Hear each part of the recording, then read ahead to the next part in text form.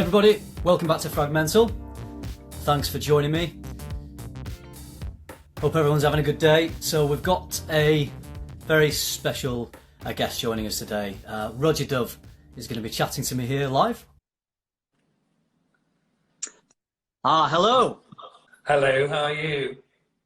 I'm very well, thank you. Lovely to see you, Roger. And really great to see you too. It's been an age. Now you are sideways on the phone. Is your phone vertical or horizontal? Hold on, let's see what happens. Hold on. How's that? Oh, no, not good. Oh no! Sorry. Disaster. Very live. That's much better. There we go. The joys of being live. Well, hey Roger, it's lovely to see you again. It's been a while. Now we're just going to go through a few questions that I've got for you. Oh, with pleasure. And also, if there's time, we'll open it up to a few questions from other people at the end as well. With pleasure. Okay. So, first off, I'm going to start with the obvious question. How have you personally been coping with this strange lockdown we've been experiencing? I've loved every second of it. I normally spend so much of my life on aeroplanes, in airports, on trains, travelling. It's been actually lovely to have some time for myself. It's been a totally new experience. I've never spent any length of time in my own home, and I don't think I've ever spent a week in my own home. So I've enjoyed that. The rest of it, the business side, has been something else. But on a personal note, I've really enjoyed having time for me. I mean, yeah, that's great. I think many people have found positives have come out of it, haven't they? I personally found I've had this unexpected quality time to spend with my family. And I think people have been seeing family members more over the internet. They're doing quizzes, things like that. 100%. One of the things I think is quite has been fascinating is being able to spend time talking to friends over the net. And I think actually one or two friendships have been strangely been strengthened, because I maybe have more time to talk to them than normally I would. Certainly some friends in particular who live in America, just with the time difference and so on, I nearly always miss speaking to them. And now I've managed to, and I'm very happy for it. It's great. Every cloud has a silver lining, doesn't it? And it's nice that out of something so bad, there's a lot of good coming out of it. Yeah, I mean, the people I feel really sorry for is anybody who hasn't got outside space. I'm sure for a lot of people, anybody who's stuck inside a flat or something like that, it must be hideous. And we're lucky we have a small garden, and I really adore gardening. And so I've been able to spend time doing things like, really had time to do things like that, which is nice. Yeah, and same for me. We've got a small garden, and we've got kids, so for them to be able to have the space to run around, it's been absolutely essential for us. But I really feel it's really interesting seeing how the online fragrance community, I think, has blossomed again. I'm sure because people have the time. So from all the things we've seen posted, and I've seen posted, it seems that dialogues are stronger than ever. And with it, one of the things that is lovely in the word community itself is I think that people have forged even deeper relationships with, or new relationships with people, which is really nice to see. Yeah. Okay. So, all right. Well, let's talk about how the pandemic has affected the brand. Have you seen a difference in your sales? Well, with every single retail outlet in the world closed, I think the simple answer is yes. I mean, literally overnight, it means that our retail business came to a standstill. Literally on every continent, the shop shut. So the thing that has happened, which has been quite extraordinary, however, I hope if we're known for one thing, we're known for being very approachable and very very-interactive with our customers. And we've had the most incredible uptake in our online sales, which has really shocked me in the most wonderful way. And I would say that it's really helped us enormously. Yeah, I've been. I feel like a lot of people have been buying online. Yeah, A lot of it's huge. Yeah, a lot of people have still been watching the content on Instagram and on YouTube. Yeah. So I think, fragrance is, it's like films or books. It's a form of escapism for people. And I think during this difficult time, people can turn to those other things that they enjoy, and that includes buying fragrances. Yeah, totally. I think that, well, one of the things that I've been talking about is how important I think wearing fragrance is. I think it's a small ritual, if you like, for want of a word, which helps us escape from the reality of some things which maybe aren't so very nice that some of us are living through. I think that it's great to have a moment for yourself. And I just think this whole thing of the online community almost encourage each other to discover things and try things. And then we really have a very good reputation for the teams we have in the stores and the service they offer and their knowledge. But I think that people seem to have gone really fallen in love with the thing of getting to know. We, as many companies, we've had to put nearly all of our staff on furlough. The stores are obvious why, but also the office staff. So we have a very, very tiny team in our office who are sort of been holding everything together. And I think some of them almost become like heroes amongst our clients because they can't believe the service and the warmth and the humanity. And that's really, really lovely to see what people have to say about it all. Yeah. And in terms of the production of your fragrances, obviously you want to keep the production line moving. Has the supply chain been affected at all? And has that prevented you from getting certain materials in to create new fragrances? Luckily not especially. Though some of the more unusual fragrances, like those in the Heritage collection, which we keep very, very limited stocks because we don't sell them in a lot of places. We sell them only in our boutique in Burlington Arcade and in the Roja Dove perfumery in Harrods. So suddenly, this sort of thing has been really interesting. Some people pick up on them, and then people start exchanging stories about them, and then suddenly we get lots of inquiries in the office about things which most people don't even know we make. And so those are having to be made and filled almost by hand as people are requesting them, because we don't keep big stocks, and the stocks we had are sold. Yeah. So we've had to, like all companies, just work in a different way to be able to make sure that we can keep our customers happy. Yeah, we have to adapt to this new situation, don't we? Yeah, exactly that. Well, I'm glad your online sales have boosted to perhaps even things out a little bit for you. So that's good to hear. Yeah, they really have. It's been, as I say, it's been really quite amazing. It will never replace 300 stores around the world, but it's helped us through. And I think that all businesses are looking for that at this moment in time. How do we make sure that we're safe, and therefore all the people that we employ safe? Because they all have commitments and families and who knows what. So there's an obligation on a lot of different levels. Yeah. I'd just like to talk about the Parfum Cologne line briefly, if I may. So I thought the Parfum Cologne line was a really exciting release that was quite unexpected actually last year. And I think it perhaps made your brand more accessible to many people. Have you been pleased with how the Parfum Cologne line has been received? Yeah, I think, yes, 100%. I'm pleased it was a surprise for you. I think that it's interesting to me, if you think our brand is 9 years old, coming up to 9 years old, so it's not so old. And so to begin with, we were wanting to establish who we were, what we are, what we do, and gauge people's reactions, what people liked, what they didn't like. We always had a collection of eau de parfums, as I'm sure you are aware of, and yet we've never really sold them anywhere. That's not us, we're happy to supply them, but just the customers have never wanted them. So most people have always fixed on our perfumes, which we're also aware are at a high price point. I'm very conscious that for lots of people, they'll compare brands together without really looking at what they're comparing. So for us, if you take one of our perfumes, 50 ml, it is perfume, which you can't compare directly with lots of other very famous brands whose products are at much lower concentration.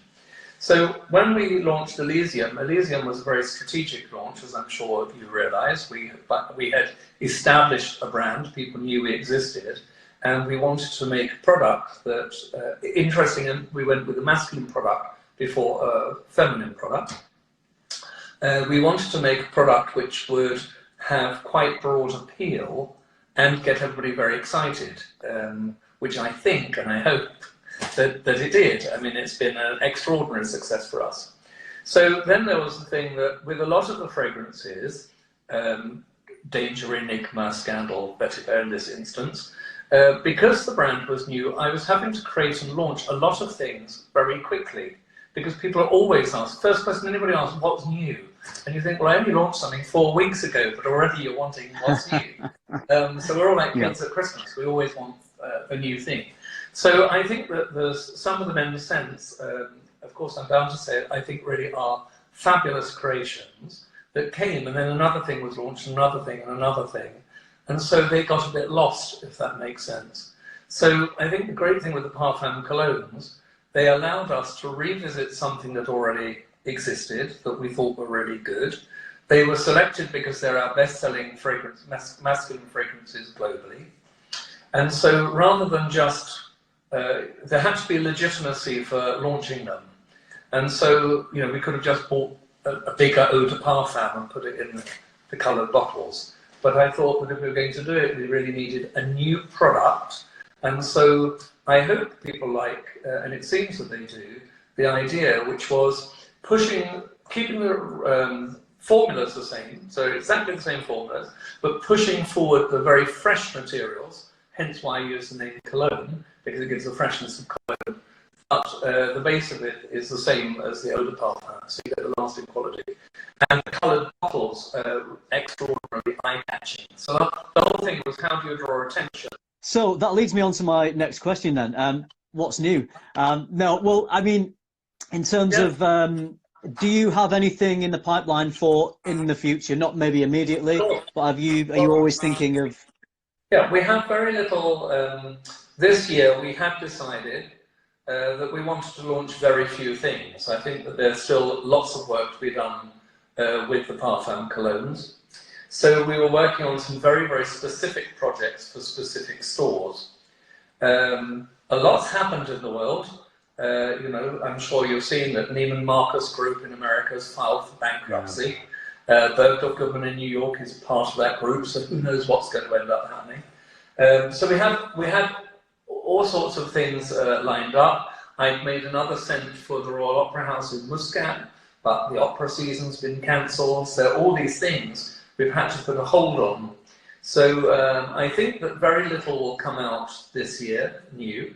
Certainly something, there may be two things, there's something which will come out quite soon, which I hope is interesting. And then everything else we were going to launch will get pushed into next year, apart from there will be a major launch at the end of this year. We don't know the exact date, because nobody knows how the world will be, so we're saying November through to February, and that really just depends on how, you know, how normal does the world end up. Yeah, we're working, but that is something we're working incredibly hard on. We're almost where we need to be to say it's finished, but not quite.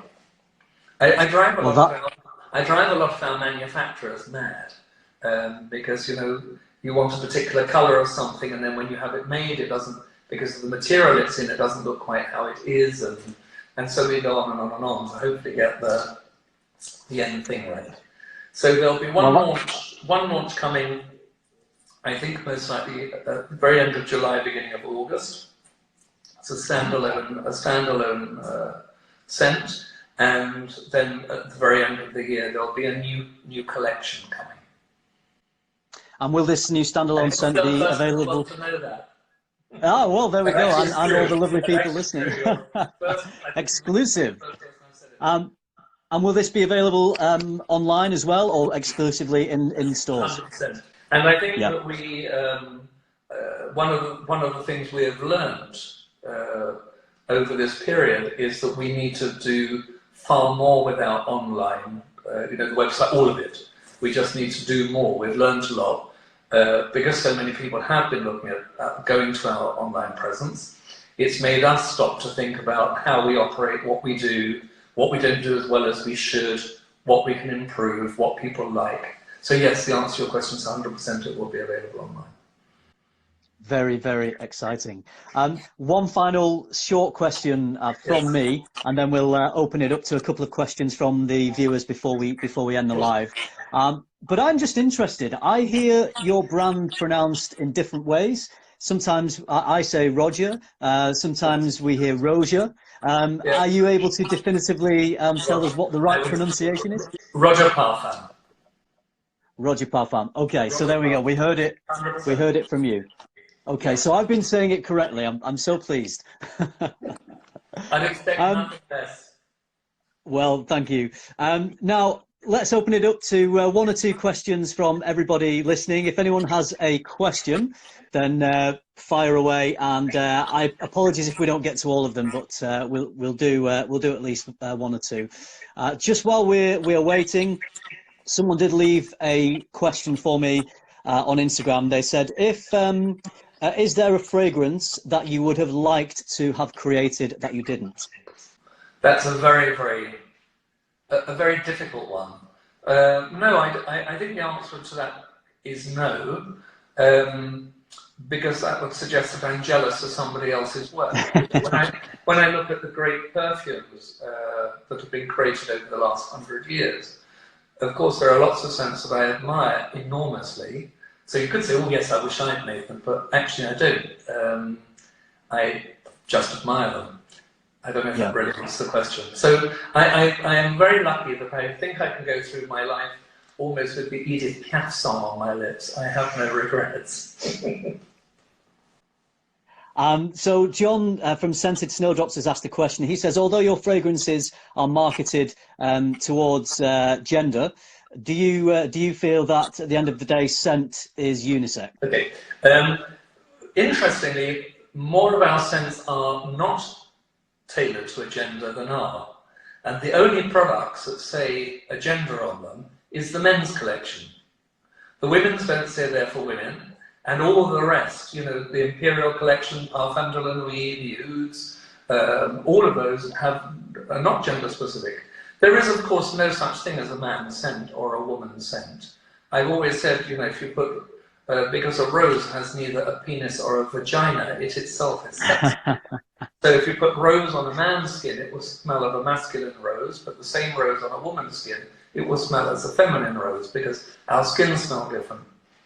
The only reason, interestingly, the only reason we put pour homme on some of the products, for men, is that in some cultures, men still, sadly, and I think it's like an age thing, want to see for men written on a product. Women have never cared, and I think that certainly with younger generations, most young people don't care. So most of our products actually don't have gender on, it's just the men's collection that have pour homme. Yeah, it's very interesting. So I find that on social media, a lot of women really enjoy wearing the masculine marketed fragrances. And you know, and the reason for that, in my opinion, is the market for the last 25, 30 years in feminine perfumery has really focused around sweet, flowery, fruity, vanillic scents. So if a woman doesn't like that, and she likes a scent which is drier, warmer, more woody or mossy, there's nearly nothing in the market that she can find. So that's why so many women come to the men's collection. Sure. So Maya is asking, what percentage of oils are there in the Parfum Colognes? It varies, and I won't give it out, not because I want to keep it hidden, but I think it's slightly an irrelevance. And the reason I would say that is lots of people think the more you put in of something, the stronger it will smell, which is not true. With a lot of raw materials, the more concentrated you make them, if they're very thick and viscous oils, like labdanum, for example, which is a leathery gum, it hardly gives any scent off the more concentrated it is, because the molecule is so heavy it doesn't lift.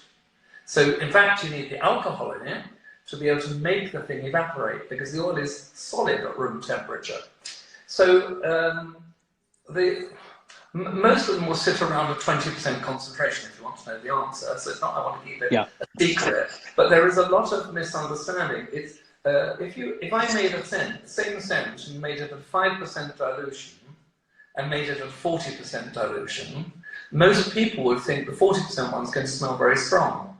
Strangely, the strongest smelling one's going to be the one at 5%, and it's because the alcohol will make all of the ingredients evaporate so quickly that you smell just that. Whereas when you have a very concentrated scent, which sits on your skin and doesn't evaporate as quickly, the end effect is that it smells very soft, which sometimes we get odd people write in, it's rare, but we do get odd people write in, saying, I bought the perfume and I'm very upset because it's not as strong as the eau de parfum that I normally buy. And you think, well, that's just perception. It's not about strength, it's about lasting quality. So that was rather a long answer. I don't know. I hope it was an understandable answer, and I hope it answered the question. Absolutely. So the parfum concentration, the higher the concentration, the longer it will last on the 100% that. It's to do with lasting quality. Yeah. Okay. Great. Marcus from PDM UK is asking what the factors are behind the decisions to discontinue fragrances. Is it to do with the availability of certain ingredients or sales performances, or a mix? It's a mixture. The answer. So first of all, we've never really discontinued anything. We put basically anything that doesn't sell. So the decision is normally because something doesn't sell. We don't discontinue things to upset people. We discontinue them because nobody wanted to buy them. But because I've always had this thing that if people love perfume, because perfume's about memory and association, they should be able to always get their hands on it. It's why we came up with this collection called the Heritage Collection. So that's where they end up. Sometimes raw materials are available, but the problem is, of course, you have global legislation, so things like IFRA and the European Cosmetic Regulation. The latter is something most people don't talk about, but it's more draconian actually than IFRA.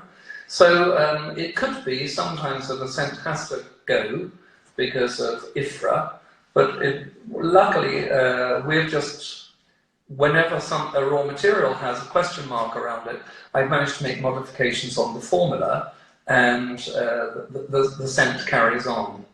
A quick thing on that, I don't know how much detail your listeners like, but sometimes people say a raw material is banned, when actually the raw material isn't banned. It's that a naturally occurring isolate, one molecular part inside the oil, is the thing that is considered an allergen. So you can generally pay your oil supplier to produce that oil minus whatever the allergens are. It pushes the price up of the oil. So lots of companies will decide, no, they'll just continue it. Where we can, we will always continue buying the oil with the isolate removed. Okay, that great in-depth answer. And I think we'll wrap things up there, Roger. I think people have had loads of detail from you and some great information. You've given us some exclusive information that we weren't expecting. It's been lovely to see you. I hope you stay well, safe and healthy. I hope all of your watchers and listeners do too. And I look forward to seeing you the next time, wherever that happens to be. And I'll try not to drop you on the floor next time. Yeah, I'll recover from that in a couple of days, I think. So yeah, hopefully it will be in person the next time we meet. Fingers crossed for that one. I believe you are going to see Jill Sent Me very shortly, so I've warmed you up nicely for your chat with Jill. If anyone here watching wants to see more of Roger right now, then I think if you go over to Jill Sent Me's account, he will be doing a live in around about half an hour with Roger. So do go and check out that one as well. Listen, Roger, thank you for being here. Your engagement with your fans is very much appreciated. So thank you. It's my pleasure, and I thank you always for all your support. It means a lot. Thank you. All right. Well, bye for now, and thanks for watching, everybody. Bye-bye. Bye-bye. Bye-bye. Bye-bye.